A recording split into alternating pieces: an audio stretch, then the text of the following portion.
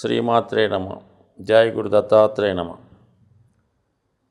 వృశ్చిక రాశి వారికి శనిగ్రహ అనుగ్రహం కోసం ఏ పరిహారాలు పాటించాలి, ఏ దైవాన్ని పాటించాలి అన్న విషయంతో పాటు శని ఈ రాశి వారికి ఏ విధంగా ఉపయోగపడతాడు, లేదంటే ఏ విధంగా కష్టపెడతాడు అన్న విషయాన్ని మనం ఈ వీడియోలో తెలుసుకునే ప్రయత్నం చేద్దాం. వృశ్చిక రాశి వారికి శని అంత అనుకూలమైన గ్రహం కాదు. అంటే రాస్యాధిపతిగా ఉన్నటువంటి కుజునికి శని భగవానుడు శత్రుగ్రహం, ఒక విధంగా బాధకుడు. ఎందుకంటే మరి కుంభరాశికి కుజుడు బాధకుడు, అంటే మేషరాశికి శని బాధకుడు. ఈ విధంగా పరస్పరం విరోధ గ్రహాలు. అతి సులువుగా జీవితంలో పైకి రావాలని ప్రయత్నం చేసేవాళ్ళు ఈ కుజ గ్రహ రాశులైనటువంటి వృశ్చిక మేషరాశుల వారు. జీవితంలో చాలా క్రమశిక్షణతో కష్టపడి పైకొచ్చే రాశులు శనిగ్రహ రాశులైనటువంటి మకర కుంభాలు. అందువలన వైరుధ్యంగా ఈ రెండు రాశులకి కూడా ఈ రెండు గ్రహాలకి విరోధం ఉంటుంది. ఎవరి జన్మ జాతకంలో ఈ రెండు రాశులు అంటే శని కుజుడు కలిసి ఉంటారో వాళ్ళు వృత్తిలో చాలా టెక్నాలజీ కలిగి, చాలా తెలివితేటలు కలిగి ఉన్నా కూడా తగు విధంగా రాణించలేకపోతుంటారు. మధ్యలో వృత్తి మానేయడం కానీ, కొన్నాళ్ళు ఉద్యోగం, కొన్నాళ్ళు వ్యాపారం చేయడం కానీ, ఈ విధంగా వృత్తిలో సక్సెస్ కాలేకపోతుంటారు. అయితే మంచి టెక్నాలజీ కలిగి ఉంటారు, మంచి ఇంజనీరింగ్ నైపుణ్యాన్ని కలిగి ఉంటారు, ఎంత అసాధ్యమైన పనైనా సాధించగలరు. కానీ ఓవర్ కాన్ఫిడెన్స్ వల్ల, అలాగే ఒక విధమైనటువంటి టేక్ ఇట్ ఈజీ పాలసీ వల్ల, ఒకరి కింద పని చేద్దామనే ఉద్దేశం లేకపోవడం వల్ల, కేవలం అహంభావంతో, అహంకారంతో వాళ్ళ జీవితంలో రాణించలేకపోతుంటారు ఈ శని కుజ కాంబినేషను జాతకంలో ఉన్నవాళ్ళు. అటువంటి వృశ్చిక రాశి వారికి మరి ప్రస్తుతం శని భగవానుడు 4వ స్థానమందు, అంటే అర్ధాష్టమ శనిగా నడుస్తున్నాడు. అంటే అర్ధాష్టమ శని అంటే కంటక శని కూడా అంటారు. అంటే మనసుకి కష్టం కలిగించే విధంగా వార్తలు వింటూ ఉంటారు. వ్యక్తుల యొక్క ప్రవర్తన ఆ విధంగా ఉంటుంది. ముఖ్యంగా 4వ స్థానంలో ఉన్నాడు కాబట్టి 4వ భావానికి సంబంధించిన ఫలితాల మీద కాన్సన్ట్రేషన్ ఎక్కువగా ఉంటుంది. ముఖ్యంగా ఏంటంటే విద్యార్థులైతే విద్యకి ఇబ్బందులు, ఆటంకాలు కలగడం, సరైనటువంటి క్రమశిక్షణ లేకపోవడం వల్ల వీళ్ళని ఏదన్నా హాస్టల్లోనో దూరంగా పంపించి చదవడం జరుగుతుంటుంది. అంటే వీళ్ళు మాతృస్థానానికి, తల్లి ప్రేమకి దూరం అవుతారు. సో అలాగే ఏదో మధ్య వయసులో వేరే అనుకుంటే వాళ్ళకి ఏదో అవసరాల నిమిత్తం వాళ్ళకు ఉన్నటువంటి స్థిరాస్తిని పోగొట్టుకుంటారు. అంటే స్థిరాస్తిని అమ్మే ప్రయత్నం కానీ, తాకట్టు పెట్టడం కానీ, ఇతరులకి స్వాధీనపరచడం కానీ జరుగుతూ ఉంటుంది. అంటే స్థిరాస్తిని పోగొట్టుకుంటారు. ఒకవేళ స్థిరాస్తి ఉన్నా కూడా దాన్ని అనుభవించలేరు.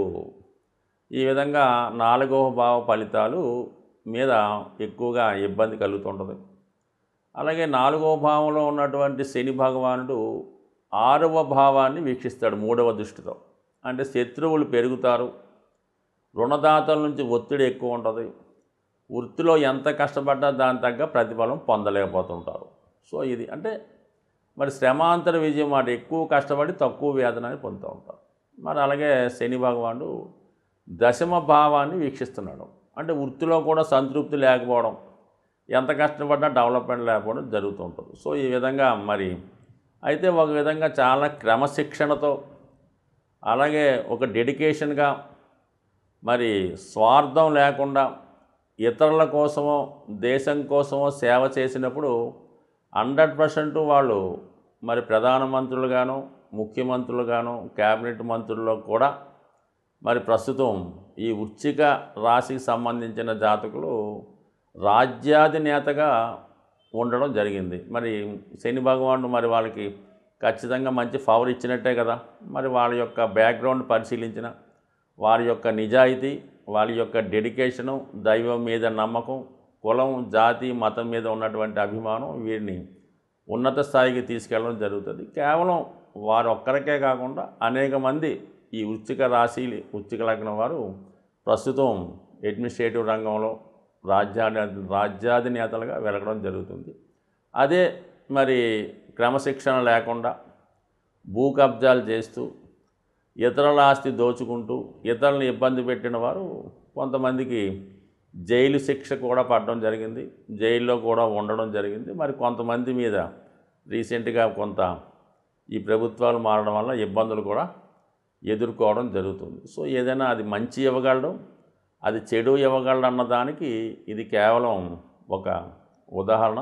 ఇది శని యొక్క ఫలితాన్ని చెప్పడం కోసం చెప్పడం తప్ప ఒకళ్ళ మీద ప్రేమ కానీ ఒకళ్ళ మీద ద్వేషం కానీ ఉండదు. బట్ ఏదైనా ఎప్పటికైనా శని భగవానుడు ఎంత తప్పు చేసిన వారికైనా ఎంత పొరపాటు చేసినా కూడా వాళ్ళ యొక్క తప్పు తెలుసుకొని తగు విధంగా ప్రాయశ్చిత్తం పొందినప్పుడు 100% వాళ్ళని మళ్ళా తిరిగి పాత స్థాయిలోకి తీసుకెళ్ళడం, పోగొట్టుకున్నవి తిరిగి ఇవ్వడం కూడా జరుగుతూ ఉంటుంది. సో ఇది శని యొక్క అద్భుత లీలలు. మరి శని భగవానుని యొక్క అనుగ్రహం కోసం కంపల్సరిగా వృశ్చిక రాశి వారు వీలైతే ఒక్కసారి శివునికి రుద్రాభిషేకం చేయించుకోవడం. ఈ రాశి వారికి, వృశ్చిక రాశి వారికి 9వ స్థానం అయినటువంటి కర్కాటక రాశి బాధక స్థానం అవుతుంది. అంటే సోమవారం రోజు ఈ రాశివారు శివుడికి అభిషేకం చేసుకున్న, శివారాధన చేసిన, శివాలయాన్ని దర్శించిన శివుని యొక్క అనుగ్రహానికి, తద్వారా శని భగవాను యొక్క అనుగ్రహానికి కూడా పాత్రులయ్యే అవకాశం ఉంది. అతి ఈజీగా మరి శని అనుగ్రహం కోసం తాంత్రిక పద్ధతిలో దశమహావిద్యల్లో కాళీ అమ్మవారి ఆరాధన చేసుకోవడం వల్ల అతి శీఘ్రంగా శని యొక్క మంచి ఫలితాన్ని పొందవచ్చు. లేదా కాళీ అమ్మవారి సంబంధించినటువంటి ఆలయం దర్శించిన, అమ్మవారికి ప్రీతిపాత్రంగా పూజాభిషేకాలు నిర్వహించిన మరి తొందరగా ఇతరులు పెట్టే కష్టాల నుంచి విముక్తి కలిగే అవకాశం ఉంటుంది ఈ వృశ్చిక రాశి వారికి ఈ అమ్మవారి ఆరాధన వల్ల. సో ఏదైనా వృశ్చిక రాశి వారికి ఎంత తొందరగా జీవితంలో ఇబ్బంది పడతారో అంత తొందరగా ఆ కష్టాల నుంచి కోలుకునే శక్తి స్వతహాగా భగవంతుడు ఈ రాశి వారికి కల్పించడం జరిగింది. సాధారణంగా గ్రహాల యొక్క శాంతి కొరకు పంచభూతాలు అంటే మనకి గాలి, నిప్పు, నీరు, వాయువు, ఆకాశం అనే 5 తత్వాలు ఉండడం జరిగింది.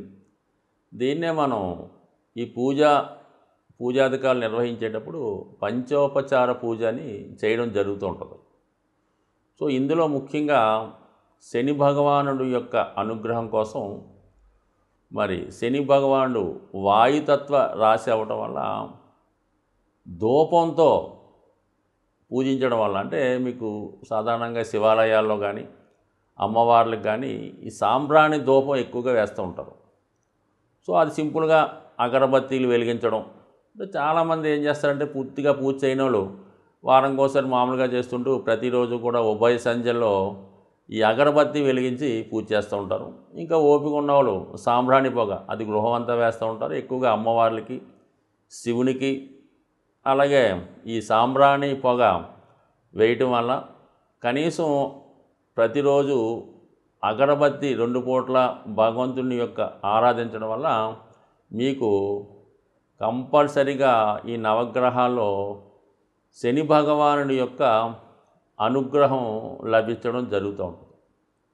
సో ఈ కారణం వల్ల ఒకటి, అలాగే ప్రతిరోజు కూడా ఈ గృహంలో నిరంతరం ఏదో భగవంతుని యొక్క నామస్మరణ మోగే విధంగా, అంటే గతంలో కొన్ని చిన్న చిన్న బాక్సులాగా ఉంటే ఏదో ఓం నమో నారాయణయో, ఓం శివ ఏదో చదువుతూ ఉంటాయి. సో అటువంటి కూడా గృహంలో ఉండడం వల్ల ఏంటంటే పాజిటివ్ ఎనర్జీ ఆ గృహంలో ఉండడం జరుగుతూ ఉంటుంది. కాబట్టి సాధ్యమైనంత వరకు శని భగవానుడి యొక్క అనుగ్రహం కావాలంటే ఆ గృహం చాలా పరిశుభ్రంగా ఉండాలి. అలాగే ఇరిగిపోయిన వస్తువులు, పనికిమాలిన వస్తువులు, అక్కర్లేని వస్తువులు ఇంట్లో ఉంచడం. అలాగే కొంతమందికి ఏంటంటే ఓ 10 జతల చెప్పులు ఉంటాయి, ఏదో కొత్తవి కొంటుంటారు, పాత ఏం చేసుకుంటారో. ఈ చెప్పుల జతలు ఎక్కువ అవడం వల్ల ఈ కొంతకాలంకి ఆ నెగిటివ్ ఎనర్జీ వాటి మీద వచ్చే అవకాశం ఉంటుంది. కాబట్టి సాధ్యమైనంత వరకు ఈ చెప్పులన్నీ నిల్వ ఉంచకుండా ఎప్పటికప్పుడు దాన్ని అవసరం తీరిన తర్వాత బయటపడేయడం, ఏదో ఒకటి రెండు చెప్పులు పెట్టుకోవడం అన్నది ఒక కొత్తమైన పద్ధతి. అలాగే ఇంట్లో వాడే చీపురు గట్ట దాన్ని కూడా మరి ఒక చోట కొంతమంది నిలువుగా పెడుతుంటారు అనమాట. అంటే కుచ్చు పైకి వచ్చేలా పెడుతుంటారు అనమాట. జ్యేష్ఠాదేవి చేతిలో ఆయుధంలాగా. ఎట్టి పరిస్థితుల్లో కూడా కుచ్చు అరిగిపోతే ఇంకోటి కొనుక్కుంటాం, ఏం పోయింది. అందువల్ల ఎప్పుడు కూడా అది నిలువుగా కరెక్ట్గా పెట్టాలి తప్ప కుచ్చు పైకి వచ్చే విధంగా మాత్రం ఎట్టి పరిస్థితుల్లో కూడా పెట్టలేదు. ఇవన్నీ కూడా అలక్ష్మికి కారణాలు అన్నమాట. సో అలాగే ఏంటంటే ఈ భోజనం చేయడానికి కూడా ఒక పర్టికులర్ టైం పాటించాలి. ఏ టైంలో పడితే ఆ టైంలో తినడం, ఎక్కడ పడితే అక్కడ తినడం, ఈ టీవీలు చూస్తూ ఈ మంచాల మీద కుర్చీల్లో సేరబడి ఈ విధంగా భోజనం చేయడం, ఏదో ప్లేట్లో భోజన పదార్థాలు ఉడించుకొని తినడం, ఇవన్నీ కూడా ఐశ్వర్యప్రదం కాదు.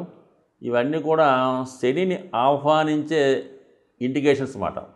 ఈ అనాచార పనులన్నీ కూడా శనిని ఆహ్వానిస్తుంటాయి.